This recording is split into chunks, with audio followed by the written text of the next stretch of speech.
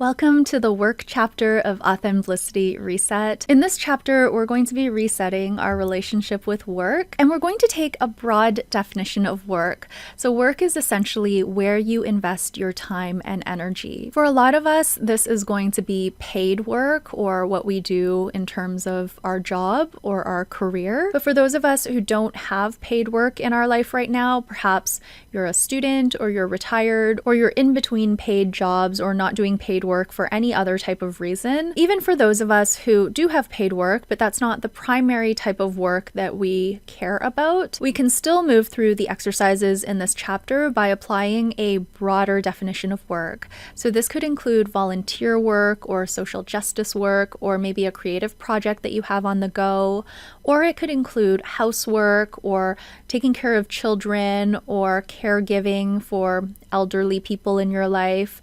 There are a lot of different types of work that aren't paid that we still invest our time and energy into. So I would suggest at the beginning of this chapter to have one type of work in mind because we have such a broad definition. This will be my third time going through this chapter, and because I've already done this chapter twice, I have healed my relationship with work a lot since I left my full-time job. The exercises in this chapter have helped me redefine my relationship with work and find a lot of meaning in types of work other than paid work. So I feel very passionate about this chapter. I really believe in this chapter, but it is a lot of effort and it's very confusing at first if you're trying to shift your definition or broaden your definition of work. Because in large parts of society, especially if you're in North America like I am, the word work is very tied up in paid work or in career and in achievement and in success. So it takes a lot of effort and commitment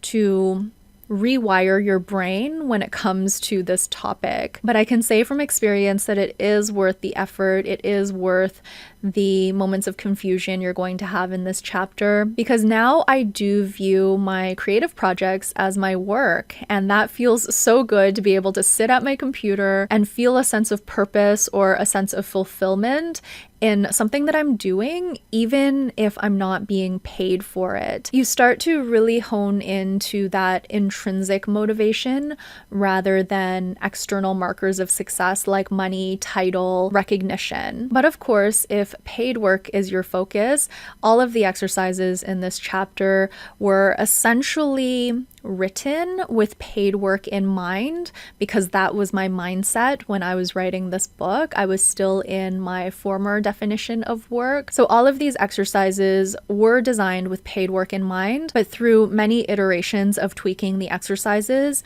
I do find that they can apply to many different types of work now. For the rest of this video, I'm going to talk about what you can expect if you decide to join me in this work reset. And once again, if you've been following along with this series, this part of the video will be very familiar to you. We start in the Arrive section where I present a personal story about my own relationship with work, and there are 3 exercises that follow. If you're not interested in the personal story, you can jump right to the second exercise, which is word cloud, and you can start from there. The second section is Observe, and there are 2 exercises in this section. The first exercise is called Journal, and it involves observing yourself for 7 days, and this self-observation is a little bit different because we're really focusing in on the emotions that come up surrounding the work that you do. So again, this can be paid work, but it can also be other types of work. And because these types of work are so distinct and different, I do recommend having a type of work in mind as you enter into this exercise. After 7 days of self-observation, we'll move to the patterns exercise where you're presented with a series of sentence stems to draw out all of the nuggets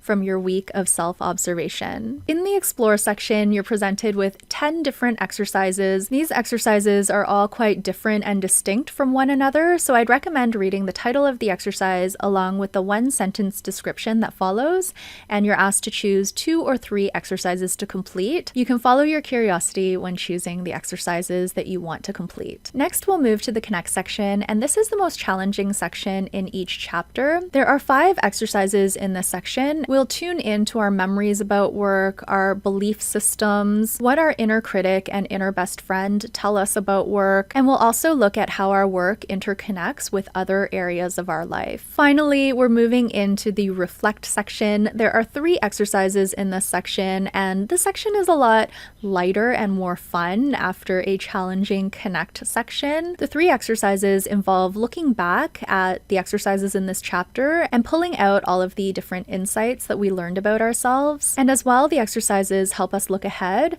to see what things we want to try moving forward. If you don't have the book Authenblissity Reset already, I will leave the link down below. And if you want to participate in the reset but you can't afford the book at this time, I have a pay what you can option for the PDF version, and that is available at the same link. Thank you so much for watching this video. I'll be back in a few weeks' time with what I learned about myself during the work reset. Until my next video, please take care and bye for now.